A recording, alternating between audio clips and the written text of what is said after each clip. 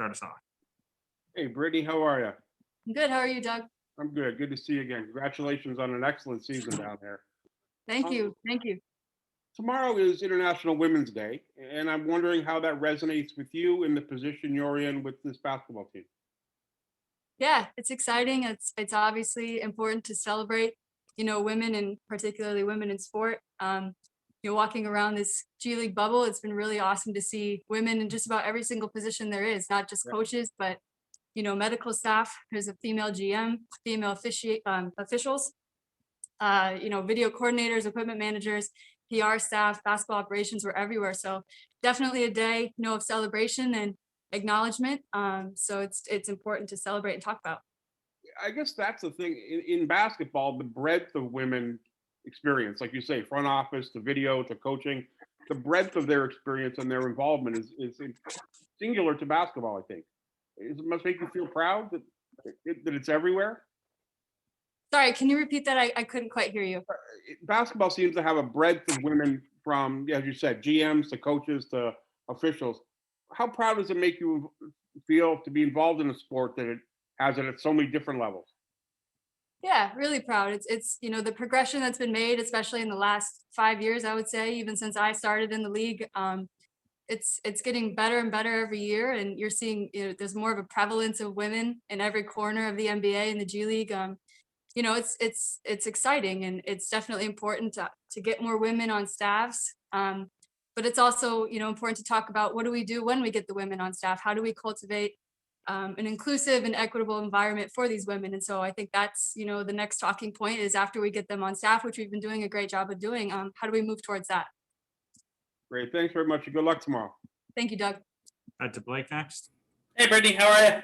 What's up, Blake?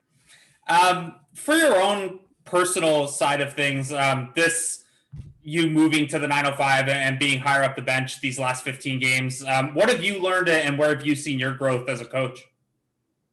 Yeah, it's been a great experience for me. I'm getting to do a lot of things I didn't get to do, necessarily last year on the Raptors staff, just because the staffing is so much different, the structure is so much different. We have less people, so it's for me it's been more hands-on. I'm running film sessions for the team. I'm running drills in practice. I'm doing scouts, and these are all things I supported with last year, but didn't actually get the opportunity to do myself. So it's been a huge growth opportunity. It's really exciting, and I'm just really grateful that Coach Mutombo and the management with the 905 has given me the opportunity and trusted me with those responsibilities. Great, thanks, Brittni. Thanks, Blake. Go to Randy next. Hi, Britt. Blake stole my question, but I'm going to kind of improvise. Just what's been the most fun about that part where you've had that increased role? What have you enjoyed the most? Yeah, I think it's just that growth opportunity of being trusted with that responsibility. I give Coach Mutombo a lot of credit. He's really put me out there and given me the reins on certain things, and instilled a lot of confidence in me. And so it's been fun to do things I haven't done before in this sort of capacity, and every day get better and better and more comfortable with it. So I'm just grateful for the opportunity, like I said. Is there a specific part that you really enjoyed more? Like I think Coach Mutombo said that you were more in terms of special situations, late game clock situations. There's something that you've really liked about that you realized, oh, this part's awesome.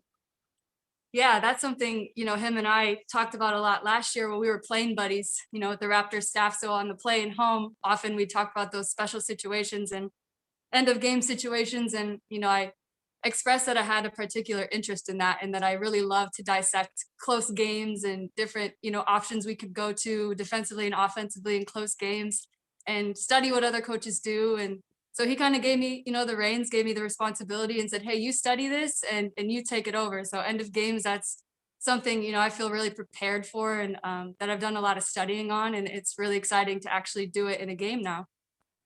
Last one for you. I know teams can take on sort of the identity of their coaches, mostly their head coaches. People talk like that. But when you look at the team, where do you see them taking on part of your identity? Yeah, I think just because of my background, I have a really analytical viewpoint of the game. I did play the game, and so I can see the game through a player's eyes, but I also can see it through, more of an objective lens. And so, always coming back to that analytical or objective point of view and not getting so caught up emotionally from play to play, but really looking at the big picture. I think that's something I can help our guys with, because as a player, it's really easy to, let your emotions get the best of you and really zoom in on the play instead of the game as a whole. And so that's where I feel like I can support. Nice. Good luck tomorrow. Nice seeing you. Thanks, Randy. Go to Amy next. Hi, Coach. Appreciate your time. Just wanted to get your thoughts on this Ignite team tomorrow in this matchup. Obviously, you saw them earlier in the season. Everyone's grown a lot in a little bit of time, but where do you think your biggest advantages are against them? Yeah, that's a great question. They're a really, really talented team. I think offensively, we're going to be really hard to guard. We have a lot of different weapons. They're really, really going to have to lock in defensively on us. I'm confident that we can expose some of their defensive tendencies. And then on the defensive end, we really just got to ensure that we're sticking to our principles. We're allowing, shots from the mid-range and tough shots, and we're taking away pain points. We're taking away threes. We're trying to get back in transition. So really, we're just focusing on what we do best and hoping that takes care of what they're going to try and do. Are you guys as a staff, like you're sticking to your scouts, like whoever had the scout for Ignite is going to have it tomorrow? Is that how you guys are staying with it? We're actually doing it by committee, for the Okay. playoffs. We're all contributing in our different areas. So our defensive specialists will focus on their defense and offense will focus on offense, and I'll handle the special teams. And we're all, doing it by committee, but we're all watching the games. We're all hands on deck here. But yeah, the person who had the scout originally will obviously have a more holistic view of the team. But again, we're all watching all these games and contributing. We had a 2-hour meeting today just to talk about them. So it'll be all hands on deck. I only asked because I think JB said we were perfect. Our game record was perfect when you were on the scout. So I was hoping you were going to say yes, but maybe later on. Yeah. Have Well, a good sleep tonight. thank you. Appreciate it, Amy. We'll end with Savannah. Hi, Brittni. How's it going? Hi, Savannah.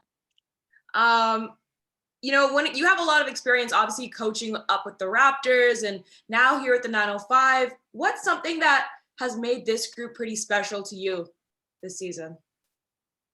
Yeah, well, these guys, they really just want to be coached and they want to get to the next level. So it's been, really, really fun to get their buy-in. It's really, they're really hungry and they're really eager and they're really fun to coach because of that. And as a staff, we're all here. We're trying to help each other. It's a different situation. We're in a bubble. We have less staff than we maybe normally would. So again, all hands on deck. We're all, it's a really unselfish group, a really loving group. And so we're all just trying to help each other and get each other to the next level. So all in all, it's been a really positive experience and we're trying to get out of here with the trophy. And looking back at the regular season, what has been the highlight that comes to mind? Yeah, I don't know if there's just one. I think the most exciting part has just been seeing the growth from game 1 to game 15. And, it's such a short amount of time. You don't know if you're going to see a lot of growth, if it's actually going to stick, if they're actually going to listen to what we say and if we actually see the results of it. But I can truly say from game 1 to 15, like the growth has been incredible. We have a group of guys that have bought into what we're trying to do, and we're going to take that into the playoffs and try and get 3 wins. Absolutely. Good luck, Coach. Thank you, Savannah. Perfect. Thanks, Britt. Thank Thanks, you, Britt. everybody. Thank you. See you all tomorrow.